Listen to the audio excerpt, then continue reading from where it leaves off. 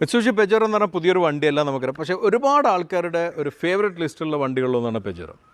പ്രത്യേകിച്ച് എനിക്കെല്ലാം തന്നെ ഞാൻ ചെറുപ്പം മുതൽ കണ്ടു വളർന്നൊരു വണ്ടിയാണ് തന്നെ. നമ്മൾ പലപ്പോഴും പല ആളുകളെയും കണ്ടു വളരുമ്പോൾ അവർ നമ്മളെ മനസ്സോട് കൂടെ നിൽക്കുന്ന ആളായി മാറാറുണ്ട്. അതുപോലെയാണ് ഈ ഒരു പെജറോൻ്റെ കാര്യത്തിൽ. പെജറോയിൽ ഞാൻ ചെറുപ്പം മുതലേ കാണുമ്പോൾ നമ്മൾ അന്നല്ല ഇമ്പോർട്ടഡ് കാർ, ഫോറിൻ കാർസ് എന്ന് പറയുന്ന കാറുകളിൽ ഒന്നായിരുന്നു പെജറോ. ഞാൻ ഒരുപാട് തവണ എൻ്റെ ഒപ്പരടുത്ത് പെജറോ വാങ്ങാനും എല്ലാം പറഞ്ഞിട്ടുണ്ടായിരുന്നു. അന്ന് രണ്ട് വണ്ടികൾ എപ്പോഴും വാങ്ങണമെന്ന് പറയാം. ഒന്ന് W124 മെർസിഡീസും പെജറോ. കാരണം അത്രയും വണ്ടികളെല്ലാം നമ്മളിവിടെ കാണാറുണ്ട് ഇമ്പോർട്ടഡ് ആയിട്ടുള്ള. ആ പെജറോ എന്ന് പറയുന്നത് ഒരു സെലിബ്രിറ്റി വെഹിക്കിളായിരുന്നു ഒരു കാലത്ത്.